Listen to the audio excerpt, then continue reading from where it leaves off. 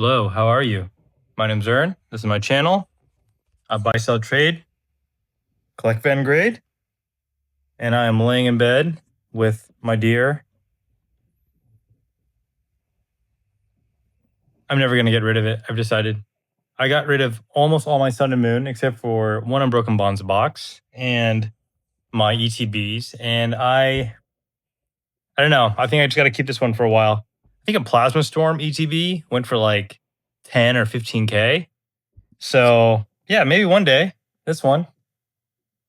I paid like $200 for it. So we're going to keep it for a bit. Sorry, awkward intro. Welcome back to the channel. This is a Pokemon video today in which I will, at the end of the video, as promised, pick a random user from the other video that I linked in the other video in the comment section below for 151 bundle. I will admit, Dre, the guy who won the other bundle, I still haven't shipped his yet because I've just been busy and I keep forgetting. So I apologize for that. I will pick the winner at the end of this video. It will be shown and picked, and yeah. So thanks for the support. I really appreciate it. And I just want to say thanks for bearing with me. I know I'm going back and forth, and this channel is, let me just have a heart to heart. This channel is really about my interests. And I plan to keep it that way. I'm not anti-algo. I'm not anti-hype. It's more so I have a lot of interest in Final Fantasy. I see a lot of opportunity. The channel is growing because of it. New faces, people coming in. That's great. Pokemon is my root. My roots are in Pokemon, and so I will go back and forth. And if you have any feedback, comments, suggestions, how I should structure things, or maybe how I should schedule things, let me know. I'm receptive to this stuff. Anyway, today's video is going to be about the market. As always, it's always about the market. And yes, I'm not driving, so hopefully this video is bearable. I got the inspiration to make this video because my friend Shane, the EV hero, he uploaded the video. Link down below. Good friend, someone I've known for a long time. And it's talking about how there's a lot of manipulation in the market. Gross. We're talking about manipulation. Hear me out. I think I've been at this for this is going to be my 6th year. And there are some things I believe. I believe booster boxes over time. Man, I don't shave for a day. Looks pretty good, huh? I believe booster boxes over time, they go up. They're deflationary naturally, right? Every booster box eventually goes up if you hold it long enough. It is a known truth of the hobby. I understand that. There are some booster boxes that are desirable, some of them not so much. They all eventually go up. Where's the top? Nobody knows. But there's some things that are not as believable. And I would say, I think what I'm pointing to are a lot of the cards that are pushing 4 figures and higher. Specifically regular hits. So EX hits from XY sets that are going for thousands of dollars. Mega Gengar, I think. Mega Charizard. A few other ones. Is there a collector or someone out there who really wants this stuff? Maybe. Did they happen to pay several $1,000s for it? Possibly. But is it as easy as someone who maybe has a hand in the market, controls parts of the market, who legitimately pays for some of these auctions to establish market price? Very possible. And it's not that it's even very possible. Literally anyone can do it. And I think what I've learned throughout the years is you stick to your lane, you stick to your gut, you understand fundamentals, and you sell. Man, I got this phrase wrong last time. Sell the news, buy the news, sell the hype. Buy the news, sell the wait. Anyway, it's knowing how to capitalize on opportunity when you see it, but it doesn't necessarily mean you have to believe everything that's going on. And I bring this up because remember I made a video like a month now, right? A month ago. Remember the Greninja Gold Star when it popped at like 2K and there's like a two sales at like 2K? Everyone lost their mind. Oh my god, celebrations, holy cow, oh my god. They weren't paid for, right? But by the time people realized it wasn't paid for, the damage was already done to the market.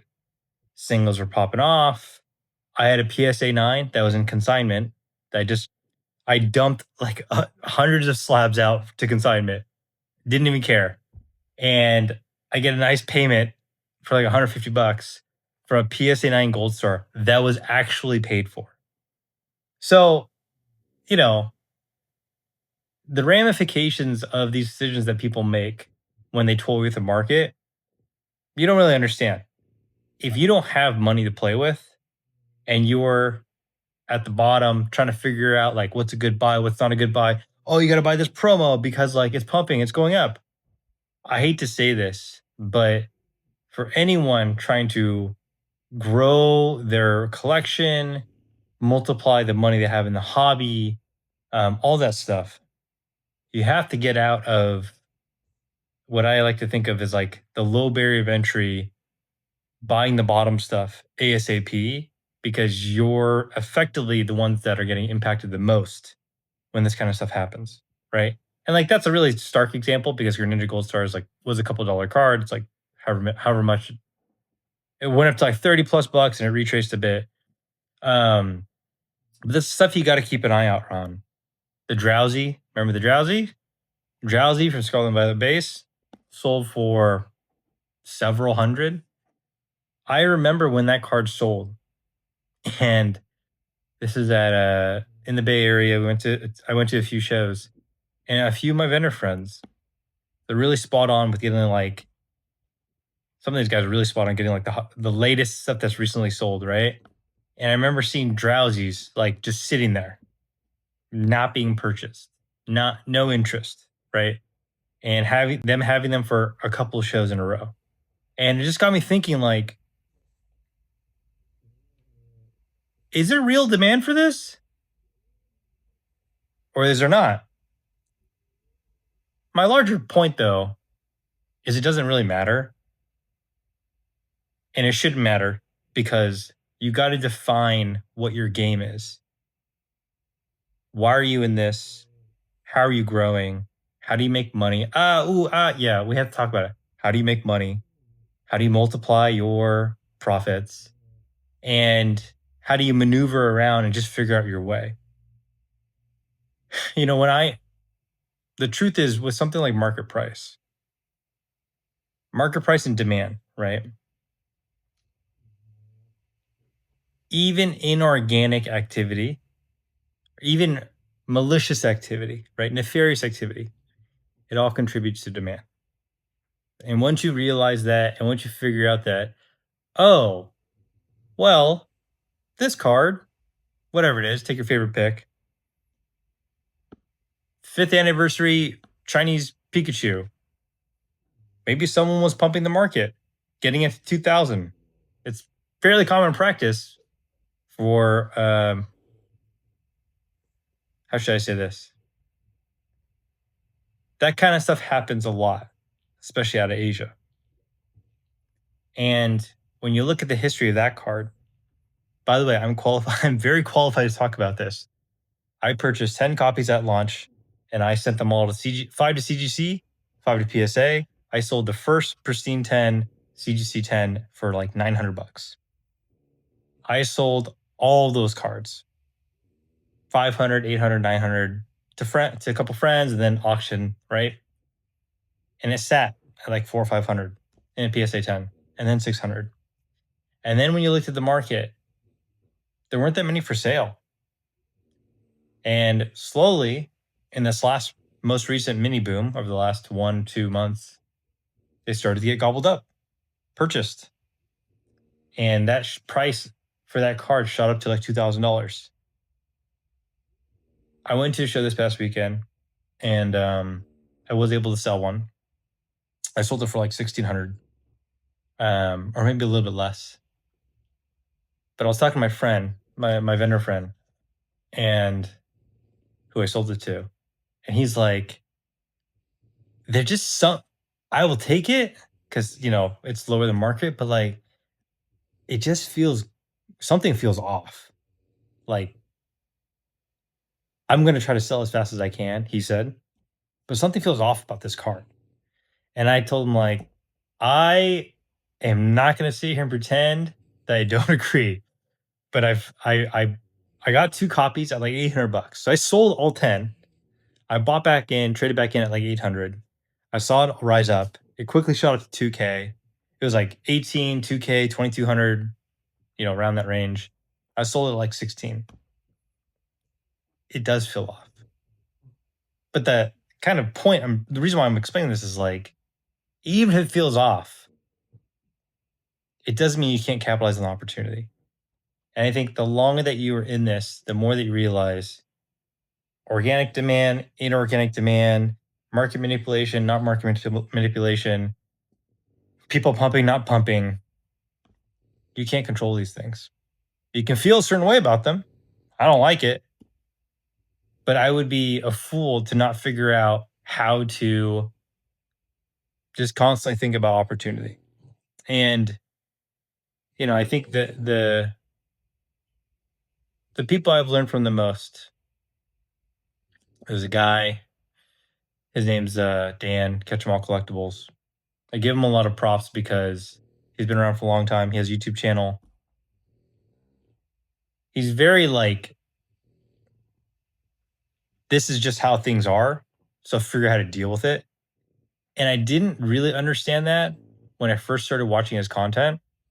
But now that I've been through this multiple times and over again, and new sets and people creating all this drama, and like this set is the next set, best set, next set, you start seeing the same patterns. You realize like, oh, so how am I going to make money off of this? Or how am I going to grow the collection off of this? And you just kind of accept how things are, you know? So, look, the reason why I want to make this video is it is kind of a PSA for me to say be very careful with market price, with new releases, with all-time highs, with the market is doing well, but it doesn't really matter unless you can take advantage of it, unless you have an opportunity. I won't go into details, but on social media, there is a large purchaser of ponchos. And I don't have the full story. I'm not qualified to talk about the full story, but I'll just paraphrase. And there was a lot of drama around how this person was kind of endorsing and just casually telling people to shill and keep the price up of ponchos. And the truth is that stuff happens all the time, publicly or not, right? Even at shows. Hey, go offer this guy this much. I'm going to go offer him this much and see what he bites on. Hey, go bid on my auction because it's at this price and I don't want to go lower. And the higher that you go, and one main reason why I think there's a lot of consolidation into vintage and lower pop stuff is because it's highly controllable by the wealthy and the people with money. There's a great example across a different industry. And if you are curious, this is well documented and it's been known for a very long time. If you've ever followed fine art or understand anything about that market, it is a beautifully crafted it's a beautifully crafted scheme that gets the wealthy to spend money on things that have artificial demand. There's a lot of insider there's a lot of private sales, so fake prices. There's a lot of marking up of different arts based on who the buyer is, right? There's a lot of middlemen who are trying to take a cut from both sides. This is an industry that has been around for a long time where basically everyone who is trying to everyone that's a buyer, there are people who are trying to get money from them in some way, shape, or form. And I think what you're seeing, especially as you get the crypto crowd coming over, because it's not new to them, and you get a lot of wealthier people coming in, right? The Pokemon market's not regulated. You can do whatever the hell you want. And as long as you're not robbing someone or, you know, publicly defrauding someone, stealing from them, hurting them, there's people who do a lot of crazy stuff in the hobby, and you would never know. There's prices that are kept afloat because some people have multiple copies. Anyway, my point is you got to be careful. And even though the market is booming, Gold Stars all-time high. Oh my God, this booster box this much. Oh my God, this PSA 10 low pop. I'm not saying there's not real demand. There absolutely is. But for every real demand, right? Every real person, every unit of real demand, all it takes is a fractional unit of nefarious behavior. Two guys in a bedroom, separate bedrooms that I mentioned before. It just takes two people on an eBay auction, bidding up certain card they have that's low pop, doing a buy it now that's a certain price, and making sure the other ones don't get listed. It's normal. That's it. It feels gross, but that's it. That's all I really want to talk about is an unfortunate truth of the hobby that we're in, of this amazing hobby that we're in, that all this gross behavior, it's unfortunately normalized. And it's just the way that it is. And you can try to do something about it, it won't matter. Or you can try to maneuver around it and take the opportunity as you see it. Buy a poncho, sell a poncho for hire, and just be on your merry way. That's all I got. If this video hit, let me know. But I got plans tonight with Team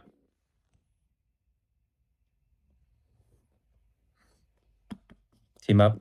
That's all I got for you guys. Thank you guys for watching. I appreciate support. Let me know what you think. Yeah, I'll leave it at that. Thank you guys for watching, and I'll catch you guys later. Peace. Okay. This video, paste, fetch a winner, anything goes. Wait, yes, include replies. Let's do this. 151 bundle goes to Shmishy. Always enjoyed these chats and commutes. I always find myself buying MTGFF. Excited for the next Avatar set. Thank you. Hit me up on Instagram. Send me a photo of your settings. And that's it. Thanks for the support. Bye-bye.